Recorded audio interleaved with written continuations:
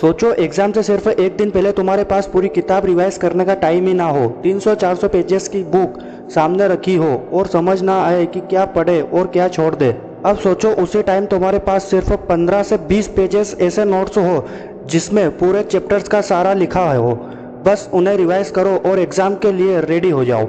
यही फ़र्क होता है कि नॉर्मल स्टूडेंट और टॉपर्स के बीच।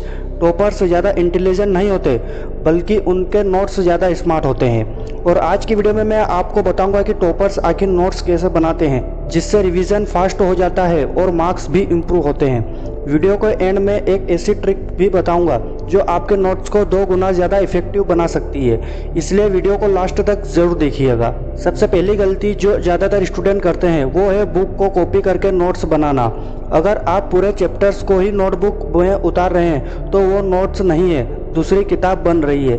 टॉपर्स कभी भी हर लाइन नहीं लिखता, वो सिर्फ इंपॉर्टेंट पॉइंट्स, फॉर्मूलाज, डेफिनेशन और कीवर्ड्स को लिखता है। मान लो चैप्टर में 20 पेजेस है तो टॉपर उसमें से सिर्फ 2 या 3 पेजेस में समराइज कर देता है। इससे रिवीजन करते वक्त टाइम बहुत बचता है। अब सवाल आता है कि इंपॉर्टेंट पॉइंट्स आइडेंटिफाई कैसे करें। इसके लिए जब भी आप चैप्टर पढ़ें खुद से पूछिए कि अगर एग्जाम में इस चैप्टर से सिर्फ 5 सवाल आए तो उनका आंसर किस इन्फॉर्मेशन से दिया जा सकता है। जो इन्फॉर्मेशन डायरेक्टली एग्जाम में काम आएगी वही नोट्स में होनी चाहिए, बाकी एक्स्ट्रा डिटेल को छोड़ सकते हो। अब आते हैं दूसरे टेक्निक पर जो शायद सबसे पावरफुल है। टॉपर्स लॉन्ग पैराग्राफ नहीं लिखते, वो पॉइंट्स और फ्लो चार्ट्स का यूज़ करते हैं। मान लो आपको फोटोसिंथेसिस या किसी प्रोसेस को याद करना है, अगर आप उसका पूरा पैराग्राफ लिखेंगे तो रिवाइज करने में टाइम लगेगा, लेकिन अगर आप एरोस और फ्लो चार्ट बना देंगे तो एक नज़र में पूरा प्रोसेस समझ आ जाएगा। इस वजह से टॉपर्स के नोट्स देखने में सिंपल लगते हैं लेकिन रिवीजन के टाइम बहुत पावरफुल होते हैं।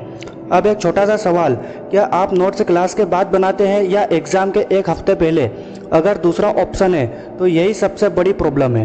टॉपर्स नोट्स चैप्टर कंप्लीट होते ही बना लेते हैं, इससे इन्फॉर्मेशन फ्रेश रहती है और नोट्स बनाने में कम टाइम लगता है। जब एग्ज़ाम पास आता है तब उनके पास रेडीमेड रिवीजन मटेरियल होता है, जबकि बाकी स्टूडेंट उस वक्त नोट्स बनाने में ही लगे रहते हैं।